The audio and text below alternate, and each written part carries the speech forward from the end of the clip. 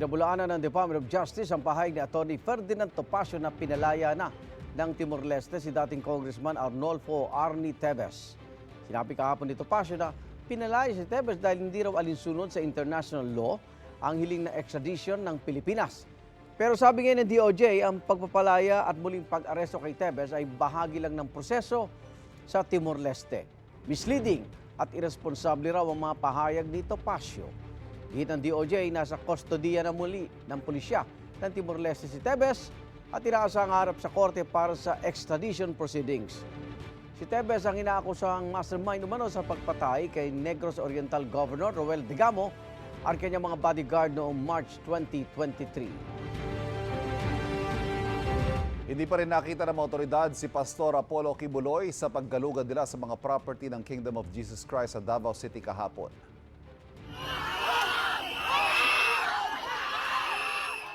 Naging tensyonado ang pagsisibi ng mga warrant of arrest laban kay Kibuloy at 5 iba pa sa compound ng Kingdom of Jesus Christ sa Barangay Buhangin.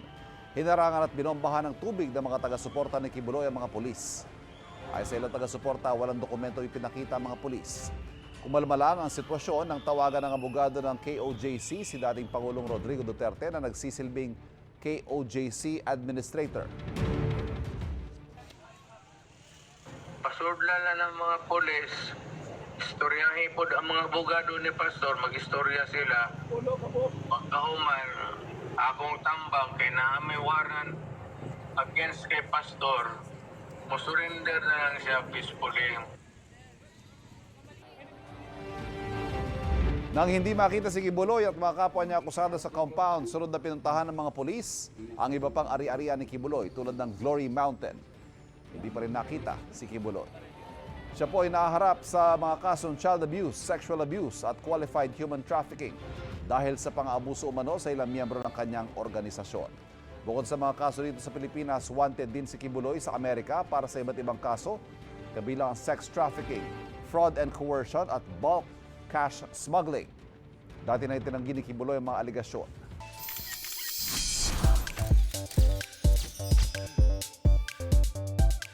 Showbiz Chika ngayong Tuesday morning, Sparkle star Clea Pineda is raising the lesbian flag sa Pride Month issue ng local fashion magazine na Preview PH.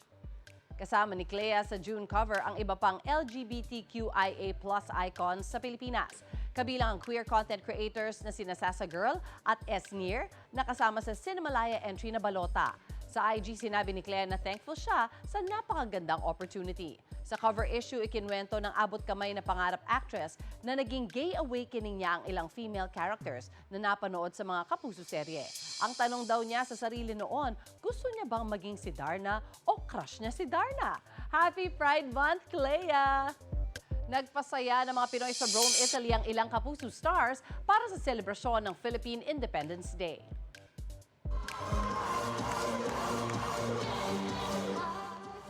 Sayawan at kantahan ng handog ng Sparkle Stars na sina Bubay, Pepita Curtis at Jessica Villarubin para sa mga OFW.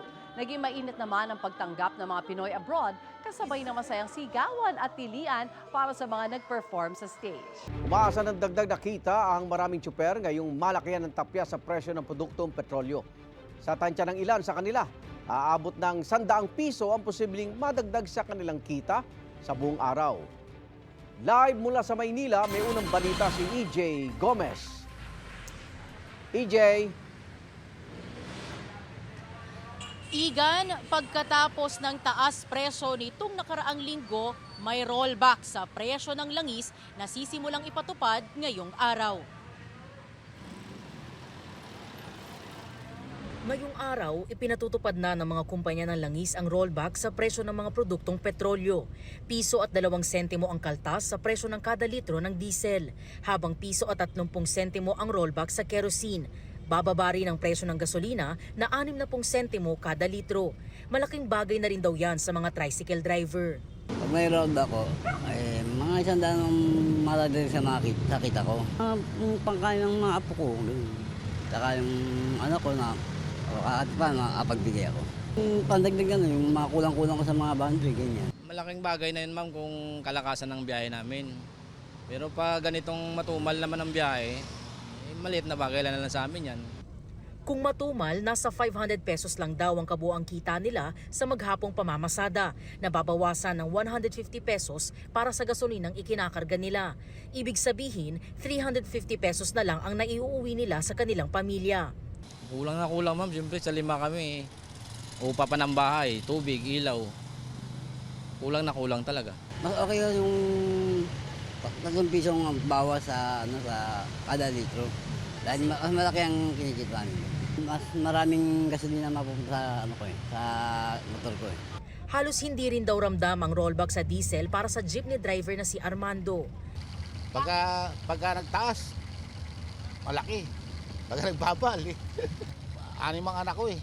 Hindi talaga sapat yung kinikita ko sa pang-araw-araw. Ang gastos niya raw kasi kada araw, 1,000 pesos para sa boundary, puwera pa sa 700 pesos sa diesel.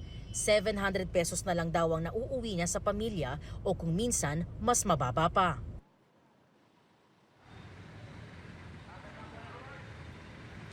Igan sa mga oras na ito dito sa Juan Luna Street, corner Padre Rada sa Divisoria, marami ng jeepney at tricycle drivers ang namamasada. Ikalawang araw na ng tigil pasada pero tila hindi ramdam yan dito sa Divisoria sa Maynila. At yan ang unang balita mula rito sa Divisoria. EJ Gomez para sa GMA Integrated News. Mahigpit na minomonitor ang supply ng bangus sa Bangus Capital of the Philippines, ang Dagupan City. Iniiwasan kasi makapasok ang mga gataw sa merkado. Yan ang unang balita live ni Jasmine Gabriel Galban ng GMA Regional TV, 1 North Central Luzon. Jasmine? Ivan, 24 oras na may nakabantay dito sa Magsaysay Fish Market para matiyak na ligtas kainin ang mga ibinibentang bangus dito sa pamilihan.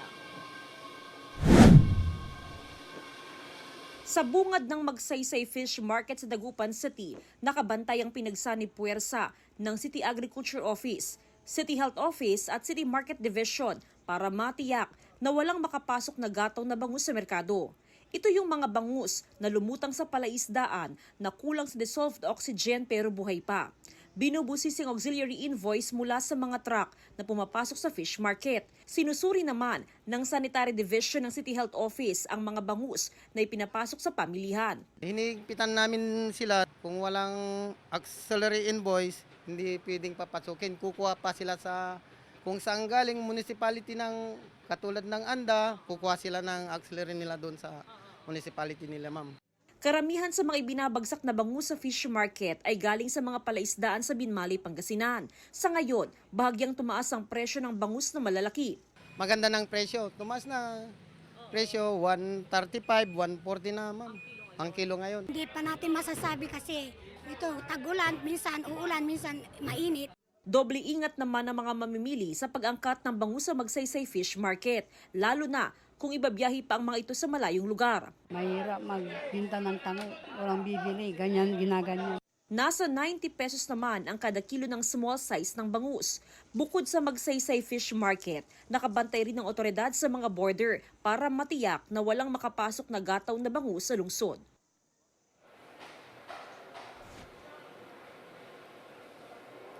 Ivan, sa ngayon umaabot sa 5 piso hanggang 10 piso yung taas presyo sa kada kilo ng bangus pero asahan daw na tataas pa yan sa mga susunod na araw lalo pat apektado yung supply matapos nga na maranasan ang gataw sa Western Pangasinan noong nakaraang linggo. Ivan? Maraming salamat, Jasmine Gabriel Galban ng GMA Regional TV 1 North Central Luzon. Tinanggi ni Porac, Pampanga Mayor Jaime Capil na protektor siya ng iligal na Pogo. Sa pagpapatuloy ng operasyon ng mga otoridad sa Pogo Hub sa Porac, kabilang sa mga natuklasan, ang mga uniforme umano ng mga sundalong Chinese, pati mga baril at mga pang-torture. Sa unang balita si Jonathan Andal. 6 na araw matapos salakayin ng Pogo Hub sa Porac, Pampanga, ang mga uniforming ito ang natagpuan ng mga otoridad sa isang kwarto. Camouflage ang disenyo at ang mga butones may nakatatak na PLA na tawag sa Armed Forces ng China. Iniimbestigahan ngayon ng PAOK o Presidential Anti-Organized Crime Commission kung may mga sundalo ng China rito na nagpapanggap na empleyado ng Pogo. May nakita ring mga baril at posas sa loob ng isang building. May natagpuan ding mga sex toy at mga damit pambabae na indikasyong posibleng may nagaganap umano ditong online sexual exploitation. Sa videong ito mula sa cellphone ng Chinong nahuli sa labas ng Pogo compound, kita ang mga Pogo worker na nagtatakbuhan ng lusubin sila ng mga otoridad nitong June 4. Sa isa pang video, kita ang mga Chino na nakaposa sa kama. May larawan din ng perang hinala ng PAOK ginagamit sa money laundering. May litrato rin ng bangkay, litrato ng isa pang lalaki na duguan ng likod, pati litrato ng hepe ng PAOK na si Yusek Gilbert Cruz. Nasamsam din sa Pogo ang mga baseball bat, hinihinalang electrocution device, hinihinalang shabu, gayon din ng luxury watches at mga alahas. May mga bahid din ng dugo sa ilang kwarto. Nadiskubre rin ang daan-daang computer, cellphone, blank SIM cards at mga script na nakasulat sa Chinese. Isa sa nadatnan sa Pogo Hub ang nagpakilalang gwardyang Pilipino na 3 araw daw nagtago sa loob ng isa sa mga CR. Nitong March 2 lang daw siya nagsimulang magtrabaho rito. Akala raw niya sa subdivision siya mata-transfer. Dito na lang niya nalamang Pogo Hub pala ang babantayan niya bilang perimeter guard. Karamihan daw sa mga nakikita niyang labas-masok na mga empleyado, mga dayuhan gaya ng Chinese at Vietnamese. Karamihan din daw mga stay-in. Mga Pilipino, ma'am, yung tatanong namin kung anong trabaho dyan. Yeah, internet gaming daw, yung mga ganyan, mga scatter, mga ganun ba. Sa internet sabong, sa TV lang po namin naanin, ma'am, pero dito naman sa amin, wala pa naman nailalabas na ganun. Na ano? Yung mga ganun po na tinurture, ma'am. 46 na buildings ang kailangan pasukin dito pero 11 pa lang ang natatapos ngayon. Hamon to sa mga otoridad dahil 10 araw lang ang binigay sa kanila ng korte na nakasaad sa search warrant. Isa sa gustong malaman ng PAOK, sinong lokal na opisyal ang protektor ng mga illegal na pogo. Hindi pwede silang mamayagpag kung wala silang protektor ng mga local chief executives. At napakalalaki po nila eh. Giit ni Porac Mayor Jaime Capil, hindi siya protektor ni hindi niya umano binigyan ng mayor's permit ngayong taon ng Lucky South 99, ang operator ng ni-raid na Pogo. Yan ay matapos umanong makitaan ng violation ng Bureau of Fire Protection o BFP. Hindi rin daw sa kanya ang lupang kinatitirikan ng Pogo. Kapag po may mayor, makatalakad na laring alwang building ka rin at eya po kay katamo, alatamo pong etamo po magmamayari ketang gabon ka rin. For your information. May building permit naman anya para sa 40 gusali sa Pogo compound na nakatakda sana nilang inspeksyonin noong May 3 para sa lisensya nito. Pero hindi umano sila pinapasok dahil limitado umano ang kapangyarihan ng munisipyo. Hindi rin umano nakarating sa alkalde na may mga biktima roon ng torture, human trafficking at prostitusyon na kung alam daw niya ay ikinuha niya agad ng search warrant para ma-rescue ang mga biktima. Pero bago nakitaan ng paglabag ng AFP ay aprobado ito ng munisipyo. Sabi ni Mayor, Pogo per se is a legitimate business. Diba? At nung legitimate business siya, yapin po kaya kaming inapruban. Nung EMIA apruban, madimanda na kayo man, maombudsman na kayo man. Dereliction of duty, abuse of authority, o biyayalwa pang kaso na pwede na pong ikaso kaya kami. Itong unang balita, Jonathan Andal para sa GMA Integrated News. In time for Independence Day, may special plug ang family drama series na Pulang Araw. Ipinasilip sa Independence Day plug ng serye ang mga karakter na gagampanan ni Barbie Fortesa, Sanya Lopez, David Licauco, Alden Richards at Dennis Trillo. Tatakbo ang istorya niyan sa panahon ng giyera at kung paano hinarap ng mga karakter ang iba't ibang pagsubok. Ipapakita rin sa serye ang sakripisyo ng mga Pilipino noon.